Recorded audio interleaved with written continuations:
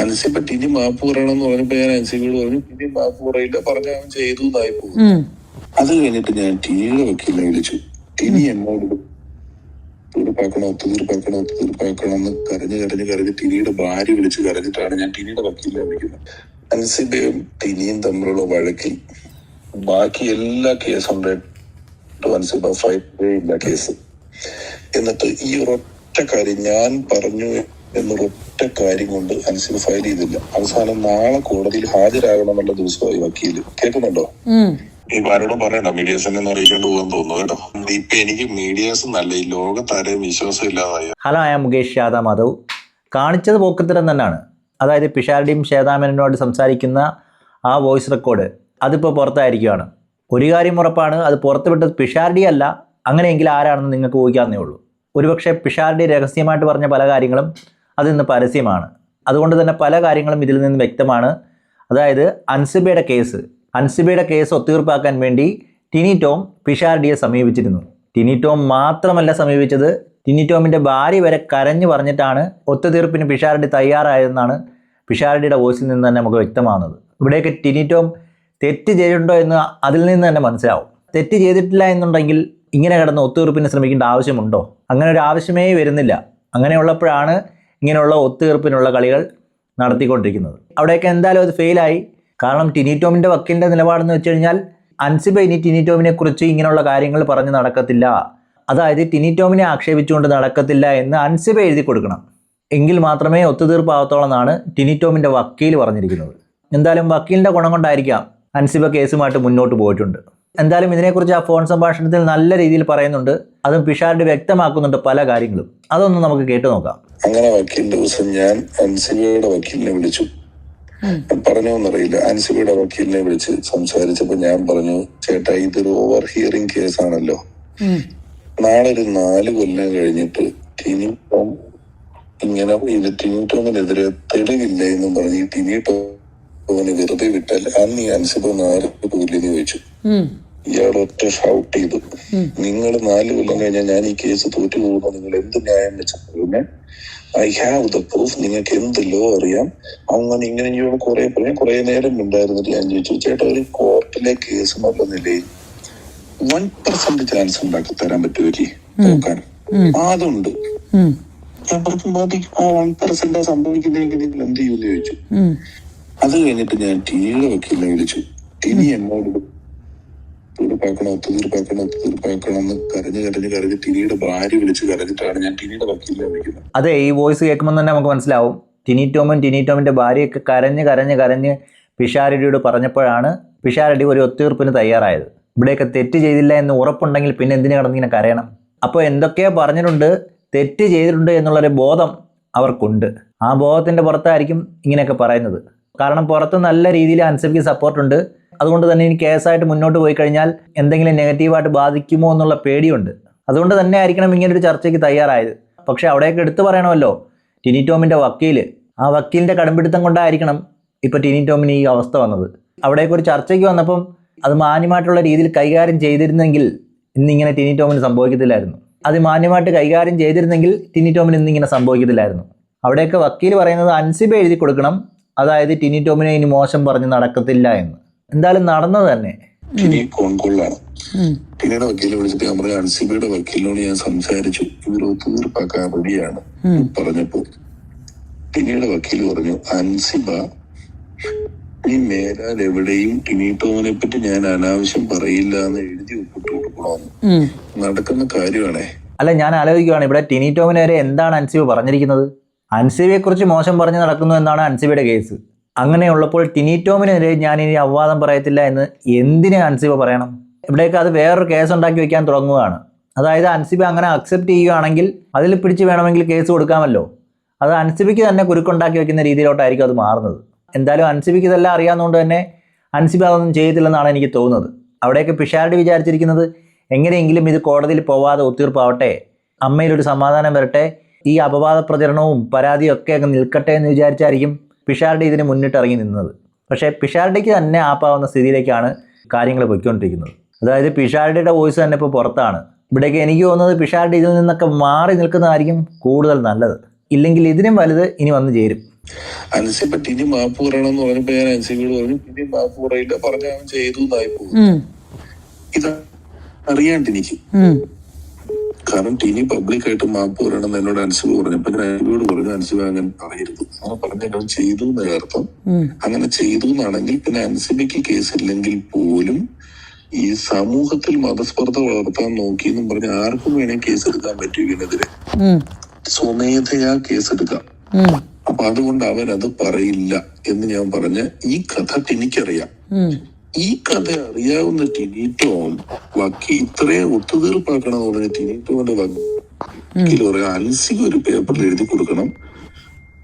ഇത് ഞാൻ അൻസിബയോട് പറഞ്ഞിട്ട് പറഞ്ഞു ഇത് ചെയ്യണ്ട എന്ന് പറഞ്ഞ അൻസിബ പറഞ്ഞു അങ്ങനെ കാര്യം ചെയ്യൂ ചേട്ടാ, മമ്മൂട്ടിയുടെയോ മോഹൻലാലിന്റെയോ അമ്മയുടെ സാന്നിധ്യത്തിൽ, അതെ അതുപോലെ എനിക്ക് വിശ്വാസമുള്ള ഒരാളുടെ സാന്നിധ്യത്തിൽ അമ്മയുടെ ഓഫീസിൽ വെച്ച് നമുക്ക് ഇത് ചെയ്തു തീർക്കാം, ഒത്തുതീർപ്പാക്കാന്ന് പറഞ്ഞു അൻസിബ പറഞ്ഞു. ഇവിടെയൊക്കെ ഇത് വേണമെങ്കിൽ വേറൊരു രീതിയിൽ തെറ്റിദ്ധരിക്കാം. അൻസിബ ഒത്തുതീർപ്പാക്കാൻ ശ്രമിച്ചു എന്ന് വേണമെങ്കിൽ തെറ്റിദ്ധരിക്കാം. കാരണം എന്തുകൊണ്ടാണ് അങ്ങനെ പറഞ്ഞതെന്ന് വെച്ച് കഴിഞ്ഞാൽ ഈ ഒരു വോയിസ് റെക്കോർഡിന്റെ ഈ ഒരു ഭാഗം മാത്രം വെട്ടി പുറത്തു വിട്ട് കഴിഞ്ഞാൽ പലരും വിചാരിക്കും അൻസിബ ഒത്തുതീർപ്പാക്കാൻ ശ്രമിച്ചുകൊണ്ടിരിക്കുകയാണ് എന്ന രീതിയിലോട്ട് അതിനെ വ്യാഖ്യാനിക്കും. പക്ഷേ യഥാർത്ഥത്തിൽ നടന്നത് എന്താണ് നമ്മൾ കേട്ടതാണ്. പിഷാരടിയെ പോലുള്ള ഒരാൾ അൻസിബയെ വിളിച്ച് ഇങ്ങനെയുള്ള കാര്യങ്ങളൊക്കെ പറയുമ്പോൾ, അതായത് ഒത്തുതീർപ്പ് ശ്രമത്തിനുള്ള കാര്യങ്ങൾ ചെയ്യുമ്പോൾ അൻസിബ ഇങ്ങനെ പറഞ്ഞതായിരിക്കാം. ഏതെങ്കിലും അറിയപ്പെടുന്ന ആളുകൾക്ക് മുന്നിൽ വെച്ച് ഒരു ഒത്തുതീർപ്പിന് ഞാനും സമ്മതിക്കാം എന്നുള്ള രീതിയിലാണ് അൻസിബയും പറഞ്ഞത്. പക്ഷെ അതൊന്നും നടന്നില്ല, നടക്കാനായിട്ട് സമ്മതിച്ചതുമില്ല. ഇപ്പൊ കേസുമായിട്ടുണ്ട്. ഒത്തുതീർപ്പാക്കാം ഞാൻ നോക്കുമ്പോ മോഹൻലാൽ ജർമ്മനിയിലും ചെന്നൈയിലുമാണ് 2 ദിവസം ആകാന്നൊക്കെ പറഞ്ഞു കഴിയുമ്പോഴത്തേക്ക് മിനിഞ്ഞാന്ന് വീണ്ടും ടൈമായി. കോടതി വിളിക്കുമല്ലോ ദിവസങ്ങളിൽ, ഫയൽ ചെയ്തിട്ടേക്കുമല്ലേ. അൻസിബ ഇന്നലെ കൊണ്ടുപോയി അതും കൂടെ കേസാക്കി. ടിനി എന്നെ വിളിച്ചിട്ട് പറഞ്ഞു അതെന്താ നിങ്ങൾ അന്ന് പറഞ്ഞിട്ട് ഇത് കൊണ്ടുപോയി. ഞാൻ പറഞ്ഞിട്ട് ചേട്ടാ അന്ന് ഞാനത് എങ്ങനെയെങ്കിലും തീർക്കാൻ പോകുമ്പോ നിങ്ങളുടെ വക്കീലാണോ പറഞ്ഞ അൻസിബ എഴുതി ഒപ്പിട്ട് തന്നോന്ന്. എവിടെയും കൊണ്ടൊരു പേപ്പറിൽ ഞങ്ങൾക്ക് രണ്ടിനും അങ്ങോട്ടും ഇങ്ങോട്ടും പരാതിയില്ല എന്ന് ഒപ്പിടുന്നതിന് പകരം ഈ വക്കീലന്മാർക്ക് സെലിബ്രിറ്റി കേസ് കിട്ടിയാൽ അവര് വിടില്ല, ആഘോഷിക്കും. ഇത് പറഞ്ഞു. ഞാൻ ചോദിക്കട്ടെ, നിങ്ങളൊരു മാന്യത കൊണ്ടും സന്തോഷം കൊണ്ടും നിങ്ങൾ ടിനിയെ പബ്ലിക്കായിട്ട് സപ്പോർട്ട് ചെയ്ത ആളാണ്. നിങ്ങള്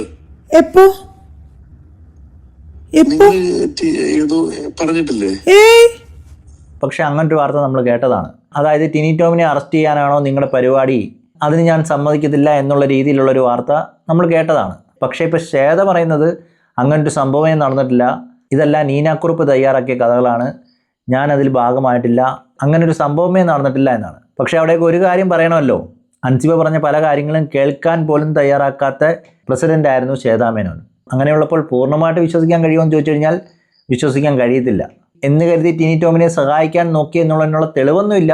പക്ഷെ കാര്യങ്ങളെല്ലാം ആ രീതിയിലായിരുന്നു പൊയ്ക്കൊണ്ടിരുന്നതെന്നാണ് ന്യൂസ് കാണുന്നവർക്കെല്ലാം മനസ്സിലാവുന്നത്. അതായത് ടിനി ടോമിനെതിരെ പരാതി നൽകിയിട്ടും ഒരു ചർച്ചയ്ക്ക് പോലും ഈ പ്രസിഡന്റ് വിളിച്ചില്ല. ആ ചർച്ച ഇവിടെ നടത്തണ്ട എന്നുള്ള രീതിയിലായിരുന്നു അന്ന് മാധ്യമങ്ങളിലെല്ലാം വന്നത്. എന്തായാലും ശ്വേത ഇവിടെയൊക്കെ പറയുന്നത് ഞാനല്ല എന്നാണ്, അത് നീനാക്കുറുപ്പ് ഉണ്ടാക്കിവിട്ട കഥയാണെന്നാണ് പറയുന്നത്. ഇത് നീനാക്കുറുപ്പ് ഇറക്കിയ ഒരു നീനാക്കുറുപ്പ് ഇറക്കിയതാ. ഒരു കാരണവശാലും ഞാൻ ടിനി ടോമിനെ എതിരായിട്ടോ സപ്പോർട്ട് ചെയ്തിട്ടോ ഒന്നും പറഞ്ഞിട്ടില്ല. ടിനി ടോം എൻ്റെ വിഷയമേ അല്ല. അത് ശരിയാണ്, സാമ്പത്തിക ക്രമക്കേടാണ് ഇപ്പോൾ പറയുന്നത്. സാമ്പത്തിക ക്രമക്കേടെന്ന് പൂർണ്ണമായിട്ട് പറയാൻ കഴിയത്തില്ലെങ്കിലും അവിടെയൊക്കെ കണക്കുകൾ അവതരിപ്പിക്കുന്നതിൽ തെറ്റുപറ്റി എന്നുള്ള രീതിയിലാണ് അമ്മയിലെ അംഗങ്ങളായ ജഗദീഷും ബാബുരാജും ഒക്കെ പറഞ്ഞത്. എന്തായാലും ടിനി ടോം എന്ന് പറയുന്നത് എനിക്കൊരു വിഷയമേ അല്ല എന്നാണ് പറയുന്നതെങ്കിലും ടിനി ടോമിനെയും ലക്ഷ്മിപ്രിയയെയും അതിരി വിട്ട് സഹായിച്ചൊരു വ്യക്തിയാണ് ശ്വേതാ മേനോൻ. ഇവിടെ രാജിവെച്ചു പോയ ലക്ഷ്മിപ്രിയയെക്കുറിച്ചും പറയുന്നുണ്ട്.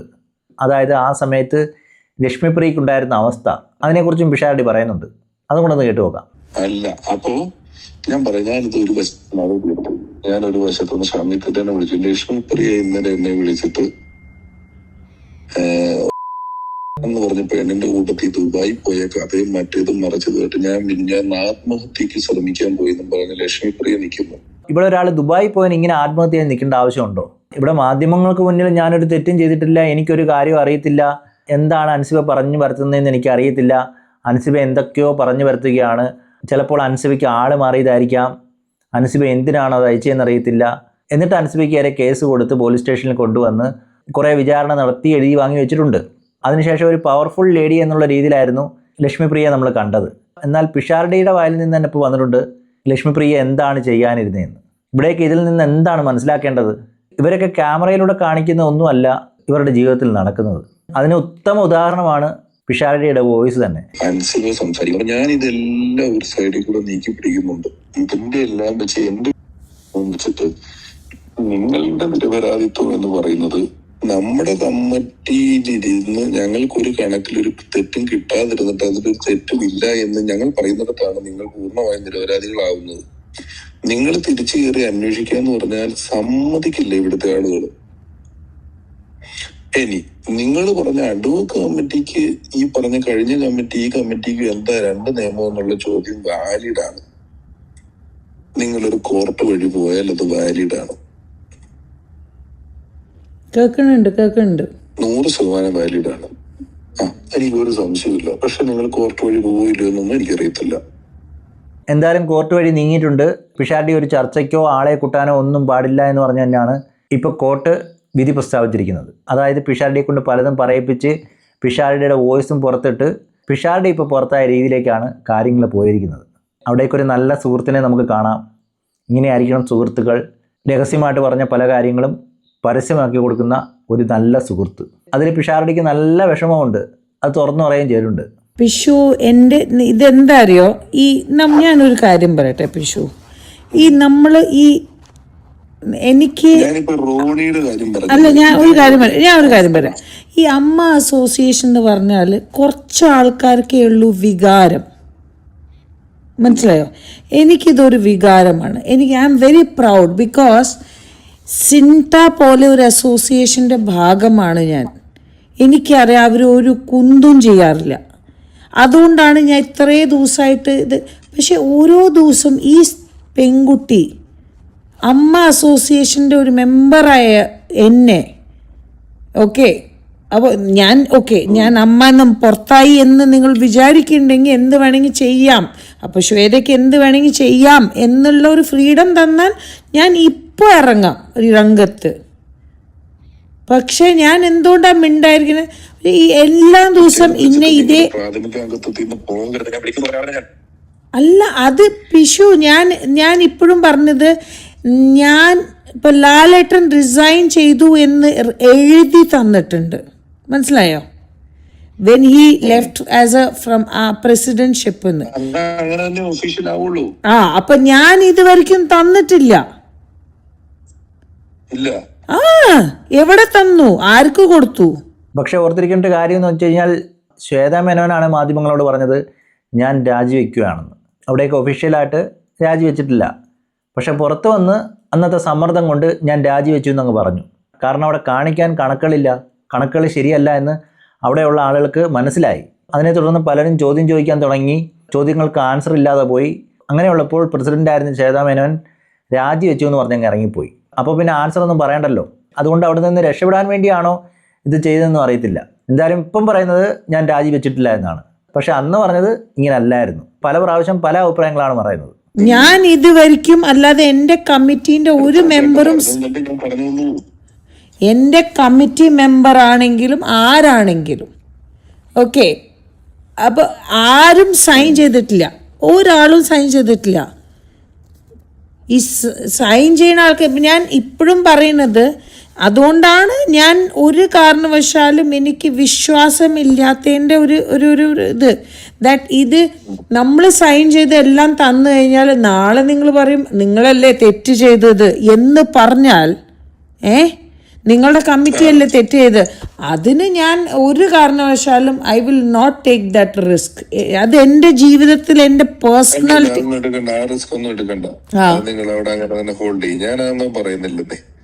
ഞാൻ ഇതിനകത്ത് വിഷയം എന്താന്ന് വെച്ച് കഴിഞ്ഞാൽ, എനിക്ക് തോന്നുന്നു രാജിവെച്ച് ഇറങ്ങിയതിന് ശേഷമായിരിക്കും പലരും പറഞ്ഞത് നിങ്ങൾ കാണിച്ചത് തെറ്റാണ്. രാജിവെച്ച് ഇറങ്ങിക്കഴിഞ്ഞ് കഴിഞ്ഞാൽ പലരും പറയും നിങ്ങൾ തെറ്റ് ചെയ്തുകൊണ്ടാണ് നിങ്ങൾ ഇറങ്ങേണ്ടി വന്നതെന്ന്. ഇതൊരു പക്ഷേ ചിലപ്പോൾ വക്കീൽ പറഞ്ഞു കൊടുത്തതാണോ എന്ന് അറിയത്തില്ല, ഇല്ലെങ്കിൽ വേറെ ആരെങ്കിലും ഉപദേശിച്ചു കൊടുത്തതാണോ എന്നും അറിയത്തില്ല. എന്തായാലും ഒഫീഷ്യലായിട്ട് രാജിവെക്കാത്തത് കൊണ്ട് തന്നെ ഇപ്പോഴും ശ്വേത തന്നെയാണ് അമ്മയുടെ പ്രസിഡന്റ്. ഈ ശ്വേത തന്നെയാണ് ഇനി ശ്വേതയ്ക്കേറെയുള്ള കേസും കൂടി അന്വേഷിക്കേണ്ടത്. അതായത് അമ്മയുടെ പ്രസിഡന്റ് എന്ന പദവിയിൽ ഇരുന്നുകൊണ്ട് തന്നെ ശ്വേതയ്ക്കേറെയുള്ള അലിഗേഷൻസ് അന്വേഷിച്ചാൽ എന്തായിരിക്കും റിസൾട്ട് വരുന്നത്? ശ്വേതയ്ക്ക് അനുകൂലമായിട്ട് തന്നെ ആയിരിക്കും വരുന്നത്. അങ്ങനെയുള്ളപ്പോൾ ആ സ്ഥാനത്തിരിക്കാൻ യോഗ്യതയാണോ? പല രീതിയിലുള്ള വിമർശനങ്ങൾ നേരിട്ടുകൊണ്ടിരിക്കുന്ന ഈ സമയത്ത് രാജിവെച്ച് മാറിയെന്ന് മറ്റുള്ളവർ അത് അന്വേഷിക്കുന്നതായിരിക്കും നല്ലത്. അല്ലാതെ ശ്വേത തന്നെ അതിൻ്റെ തലപ്പത്തിരുന്ന് അന്വേഷിക്കാൻ തുടങ്ങിക്കഴിഞ്ഞു കഴിഞ്ഞാൽ എന്തായിരിക്കും വിധിയെന്ന് നമുക്ക് ഊഹിക്കാവുന്നേ ഉള്ളൂ. പിന്നെ എവിടുന്നാണ് ഈ BJPന്റെ ഒരു ഇത്? സത്യം പറഞ്ഞാൽ ആദ്യമായിട്ട് നിങ്ങൾ എന്നോട് ആ ദിവസം നമ്മളുടെ തിരുവല്ല പ്രോഗ്രാമിൽ പറഞ്ഞപ്പോൾ ഞാൻ ഓർമ്മയില്ലേ നിങ്ങൾ പറഞ്ഞത്? അന്ന് ഞാൻ പറഞ്ഞതാണ് പിഷു, ഞാൻ BJP ഒന്നും അല്ല. ഇത് എവിടുന്നാണ് ഈ BJP വന്ന്? ഇപ്പൊ ഞാൻ പറയാ കോൺഗ്രസിലെങ്കിൽ എന്നെ മിനിസ്റ്റർ ബാബുരാജിനോട് ഞാൻ ചോദിച്ചു ഇത്. ഞാൻ ബാബുരാജിനോട് ചോദിച്ചു, നിങ്ങൾ എന്തിനാണ് അവര് BJPക്ക് ആളെ കൊടുക്കുന്നു എന്ന് പറഞ്ഞത്? ഇപ്പൊ ബാബുരാജ് എന്നോട് പറഞ്ഞു, ഞാൻ അങ്ങനെ പറഞ്ഞിട്ടില്ല. ഞാൻ ചോദിച്ചു, അങ്ങനെ പറഞ്ഞിട്ടോ? എന്റെ വീഡിയോ അയച്ചുതരാം. അങ്ങനെ ആരോപണമുണ്ടല്ലോ ആണ് ഞാൻ പറഞ്ഞത്. ഞാൻ 1 കോടി എടുത്തിട്ടുണ്ട് കാൻഡിഡേറ്റ്സ് കൊടുക്കാൻ വേണ്ടി എന്ന് നിങ്ങൾക്കെതിരെ ആരോപണം ഉണ്ടെന്ന് പുള്ളി പറയുന്നത്. ആരോപണം പറഞ്ഞാൽ എന്ത് പറഞ്ഞ അങ്ങനത്തെ ഒരു കാര്യം പറയണെങ്കിൽ പൊതുവേദിയിൽ അങ്ങനെ പറയണമെങ്കിൽ അത് പ്രൂഫ് ഇല്ലാതെ ഞാൻ അതാ പറഞ്ഞ I will see you in the court. ഞാൻ പറഞ്ഞ അന്ന് ഞാൻ ജനറൽ ബോഡി ആരോപണം പറയാൻ പ്രൂഫ് വേണ്ട. നമ്മുടെ ലോയിൽ ആരോപണം പറയാൻ പ്രൂഫ് വേണ്ട. നോ പക്ഷേ ആള് എന്നെ പേഴ്സണലി പറയണതും പൊതുവേദിയിലും പറയണതും പൊതുവേദിയിൽ പറയാനും പ്രൂഫ് വേണ്ട. Okay fine. അങ്ങനെ ഒരു വാർത്തയും നമ്മൾ കേട്ടതാണ്. പക്ഷേ ഇതെല്ലാം ആരോപണങ്ങൾ മാത്രമാണെന്നാണ് ശ്വേതാ മേനോൻ പറയുന്നത്. ഒരുപക്ഷെ ആർക്ക് വേണമെങ്കിലും അവിടെയൊക്കെ ആരോപണം ഉന്നയിക്കാമല്ലോ. ഇങ്ങനെ ചെയ്തിട്ടുണ്ടോ എന്ന് എനിക്ക് സംശയമുണ്ട്, അത് അന്വേഷിക്കണമെന്ന് പറയാം. ഇവിടെ ശ്വേതാ മേനോൻ അങ്ങനെ ചെയ്തിട്ടുണ്ടോ എന്ന് എനിക്കറിയത്തില്ല. ഇനി ഉണ്ടെങ്കിൽ തന്നെ അതിൻ്റെ തെളിവുകളുണ്ടോ എന്നും അറിയത്തില്ല. എന്തായാലും ആരോപണം അവിടെ നടക്കുന്നുണ്ട്.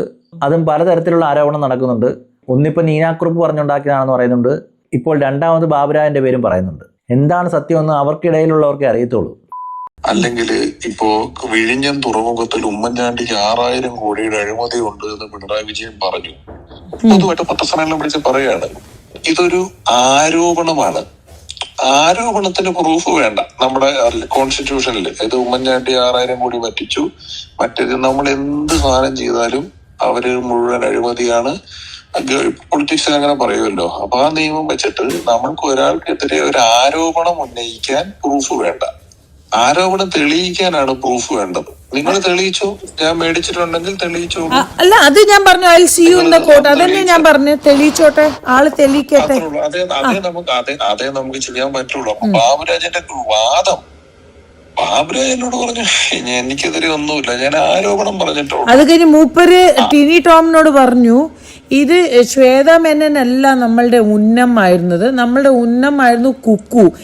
എവിടെങ്കിലും കുക്കു എന്ന വ്യക്തിനെ ഇവരാരെങ്കിലും, I doubt and I seriously believe that she was part of the crime to sabotage our committee.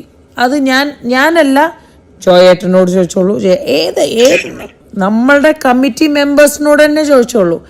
Today I am telling, ഞാൻ വിചാരിച്ച പോലെ ഒന്നും പെർഫോം ചെയ്യാത്ത ഒരാളാണ്. അല്ല, അത് പെർഫോമൻസ് അല്ല ഞാൻ പറഞ്ഞു. ഞാൻ ഒരു കാര്യത്തിലും പുള്ളി ഇടപെട്ടില്ല സാർ. അയാൾ എല്ലാ കാര്യത്തിലും അഭിപ്രായം പറയുന്ന ധീരനായ ഒരാളാണെന്ന് ഞാൻ വിചാരിച്ചു. അല്ല, ആ ദിവസം സ്റ്റേജിൽ പറഞ്ഞല്ലോ ദാറ്റ് നമ്മുടെ ട്രഷറർ അബ്സ്കോണ്ടർ ആണെന്ന്. അത് ആർക്കും അറിയാത്തൊരു കാര്യമൊന്നും അല്ലല്ലോ. ഇവിടെയൊക്കെ പലരും മുന്നിൽ നിന്ന് നയിക്കുന്നുണ്ടെങ്കിലും ഒന്നും പ്രവർത്തിക്കുന്നില്ല എന്നുള്ളതാണ് എടുത്തു പറയേണ്ടത്. അതുമല്ല, അവർക്കൊക്കെ ഈ സ്ഥാനമാനങ്ങൾ എന്ന് പറയുന്നത് കാണിക്കാൻ വേണ്ടി, ഇല്ലെങ്കിൽ മറ്റുള്ളവർ അടിമകളാണ്, നാം പറയുന്നതെല്ലാം കേൾക്കണം എന്നുള്ള രീതിയിലാണ് ഇരിക്കുന്നത്. അല്ലാതെ അമ്മ എന്ന സംഘടന നല്ലതാക്കാൻ വേണ്ടിയോ ഇല്ലെങ്കിൽ അത് നന്നായിട്ട് നടത്തിക്കൊണ്ട് പോകണമെന്നുള്ള വിചാരമൊന്നും അവർക്കുള്ളതായിട്ട് തോന്നുന്നില്ല. അവിടെ ശ്വേതാ മേനോൻ അങ്ങനത്തെ വിചാരം ഉണ്ടായിരിക്കാം, ആത്മാർത്ഥത ഉണ്ടായിരിക്കാം. പക്ഷേ പ്രത്യക്ഷത്തിൽ നോക്കിക്കഴിഞ്ഞ് കഴിഞ്ഞാൽ ഏറ്റവും കൂടുതൽ അൻസിബയുടെ കാര്യത്തിൽ ഇടപെട്ടത് ശ്വേതാ മേനോനാണ്. അതായത് അൻസിബയുടെ കാര്യം ചർച്ച ചെയ്യേണ്ട എന്ന് പറഞ്ഞ് ഇടപെട്ടതാണ് ശ്വേതാ മേനോൻ ചെയ്ത തെറ്റെന്നാണ് മാധ്യമങ്ങൾ ഉൾപ്പെടെ റിപ്പോർട്ട് ചെയ്തത്. അതൊക്കെ എവിടെ നിന്ന് വന്ന ന്യൂസാണെന്നൊന്നും അറിയത്തില്ല, അതിലൊക്കെ ഇനി സത്യമുണ്ടോയെന്നും അറിയത്തില്ല. എന്തായാലും അങ്ങനെ കുറേ ന്യൂസ് നമ്മൾ കണ്ടതാണ്. അതൊരു സത്യമില്ല, അത് പറയാൻ ഇത്ര ധൈര്യം വേണം. അല്ല പൊതുവെ ചെയ്യുന്ന ശക്തിയിൽ നിങ്ങൾക്ക് ഒരു പിന്തുണ ആയില്ല, പൊതുവെ ഒന്ന് സൂക്ഷിച്ചു. അല്ല, അത് കറക്റ്റ് ആണ്. സി അതൊക്കെ പിഷു, ഞാൻ പറഞ്ഞില്ലേ, ഞാൻ ഒരു കമ്മിറ്റീന്റെ പ്രസിഡന്റ് ആയിരുന്നു. The committee which was having no ഐക്യം. ഓക്കെ, ആയിക്കോട്ടെ, അത് എന്തായാലും ഒരു കാര്യം ചെയ്യാം. ഞാനിപ്പോ നാളത്തെ മീറ്റിംഗ് കഴിഞ്ഞ കാര്യങ്ങൾ പറയാം. എത്ര മണിക്കാണ് മീറ്റിംഗ്? 11 മണി. 11 മണിക്ക് അമ്മ ഓഫീസിലോ? ഈ ആരോട് പറയണ്ട, മീഡിയസിനെ അറിയിക്കേണ്ടി പോകാൻ തോന്നുന്നു കേട്ടോ. ഞാനൊന്നും ഇന്ന് വരെ മീഡിയസിനോടൊന്നും പറഞ്ഞിട്ടില്ല. 11 o'clock. ഇതാരും അറിയത്തില്ല, വളരെ രഹസ്യമായിട്ട് തന്നെ ഇരിക്കും. എന്തായാലും ഈ കോൾ റെക്കോർഡ് എല്ലാം പുറത്തു വിട്ടിട്ടുണ്ട്. ഒരുപക്ഷെ ഇവിടെയൊക്കെ വ്യക്തമാകുന്നത് ഒരു ചർച്ചയ്ക്ക് വിളിച്ചാൽ പോലും അതെല്ലാം റെക്കോർഡ് ചെയ്ത് പുറത്തു വിടുന്ന സ്വഭാവമാണ് അമ്മയിലെ അംഗങ്ങൾക്കുള്ളത്.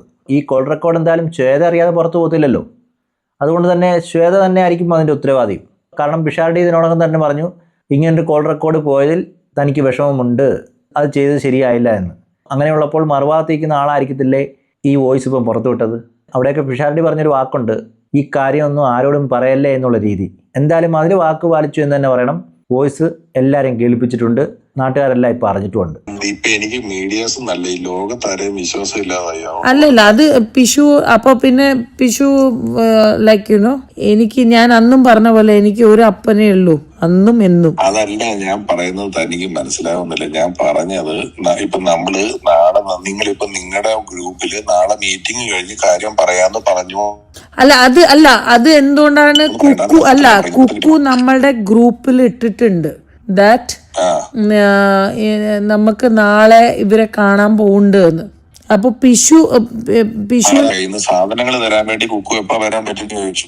അപ്പൊ കുക്കുവിനോട് പറഞ്ഞു 9 മണിക്ക് കൊണ്ട് തന്നോളാൻ പറഞ്ഞു. അപ്പൊ മീറ്റിംഗ് ഉണ്ടാവില്ല, ഞാനും ഗണേശേട്ടനും മാത്രമേ കുക്കുവിനെ കാണുള്ളൂ. മീറ്റിങ്ങിനിടെ കുക്കു വരാൻ പാടില്ല. അവിടെ മീറ്റിംഗ് തുടങ്ങുന്നതിന് മുമ്പ് അമ്മയുടെ തൊട്ട് നിങ്ങൾ അവിടെ കൊണ്ട് താന്ന കുക്കുവിനോട് പറഞ്ഞേക്കുന്നത്. പിടുത്തം കിട്ടിയോ? അപ്പൊ നമ്മള് ആ 9 മണിക്ക് നമ്മക്കും വരണെങ്കിലോ? ഇതിപ്പോ സാധനങ്ങൾ കൈമാറാൻ വേണ്ടിട്ടില്ല, നാളത്തെ മീറ്റിംഗ് കഴിയട്ടെ എന്നിട്ട് ഓപ്പറേറ്റ് ചെയ്യണ്ടെന്നുള്ളത്. ഓക്കെ. അപ്പൊ ഈ ഇലക്ഷൻ എപ്പോഴാ ചെയ്യണത് നിങ്ങള്? അതൊക്കെ നാളത്തെ മീറ്റിംഗ് കഴിഞ്ഞേ തീരുമാനിക്കുള്ളൂ. ശരി, ഓക്കെ. ഞാൻ 4 മാസത്തിനകം ചെയ്യാന്ന് പറഞ്ഞിട്ട് ഇവര് പറഞ്ഞത് കഴിഞ്ഞ അഡ്വോ കമ്മിറ്റി 1.5 കൊല്ലം അടുത്ത ജനറൽ ബോഡി എന്നൊക്കെ പറയാം. അതിന് പറ്റൂല, എനിക്ക് അത്ര ഇരിക്കാൻ പറ്റൂല എന്ന് പറഞ്ഞ ഏകദേശം 4 മാസത്തിനകം നടത്തണമെന്ന് പറഞ്ഞു.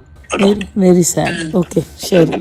എന്തായാലും പുറത്ത് പല ആളുകളും തെറ്റ് ചെയ്തില്ല എന്നൊക്കെ പറഞ്ഞ് നടക്കുന്നുണ്ടെങ്കിലും അകത്ത് അവർക്ക് ഭയമുണ്ട് എന്നുള്ളത് വ്യക്തമാണ്. അത് അൻസിബയുടെ കാര്യത്തിൽ ഇപ്പം നല്ല വ്യക്തമായിട്ട് നമുക്ക് മനസ്സിലായി. കാരണം ഈ കോൾ റെക്കോർഡിൽ തന്നെ ഉണ്ട് ആരൊക്കെ ഭയക്കുന്നുണ്ട്, ആരൊക്കെയാണ് ഒത്തുതീർപ്പിന് വിളിച്ചത് എന്നുള്ള കാര്യങ്ങളൊക്കെ ഈ കോൾ റെക്കോർഡിൽ തന്നെ ഉണ്ട്. അങ്ങനെയുള്ളപ്പോൾ കുറ്റക്കാരായിട്ട് ഇപ്പോൾ നിലനിൽക്കുന്ന ആളുകൾ എത്ര ഒത്തുതീർപ്പിന് ശ്രമിച്ചാലും ഇനി അങ്ങോട്ട് ഒത്തുതീർന്നു പോകും തോന്നില്ല. കാരണം അൻസിബ കോടതിയിൽ പോയിട്ടുണ്ട്, അതുപോലെ തന്നെ ശ്വേത പിഷാരടിക്കും പണി കൊടുത്തിട്ടുണ്ട്. അതായത് അഡ്വോ കമ്മിറ്റിയുടെ പ്രവർത്തനങ്ങൾക്ക് സ്റ്റേയും കിട്ടിയിട്ടുണ്ട്. അവിടേക്ക് ഇനി പിഷാരടിക്ക് ഇങ്ങനെ കൂട്ടം കൂടാനോ ഇല്ലെങ്കിൽ ചർച്ചയ്ക്ക് വിളിക്കാനോ ഉള്ള അധികാരമില്ല എന്നുള്ളതാണ് ഇപ്പോൾ കോടതി പറയുന്നത്. അതിനുള്ള സ്റ്റേ ആണ് ശ്വേത മേനൻ വാങ്ങിച്ചത്. ഇതെല്ലാം പറഞ്ഞു കൊടുത്തതും പിഷാരടി ആണ് എന്നുള്ളതാണ് എടുത്തു പറയേണ്ടത്. എന്തായാലും ആ വോയിസ് റെക്കോർഡിൽ പല കാര്യങ്ങളും പറയുന്നുണ്ട്. ഇനിയിപ്പോൾ എന്തായാലും പലരുടെയും പ്രതികരണം വരും, കാത്തിരിക്കാം. ഈ വീഡിയോയുടെ നിർത്തുന്നു. അടുത്ത വീഡിയോയുമായി കാണുന്നവരേക്കും ഓക്കെ, ബൈ, സീ യു.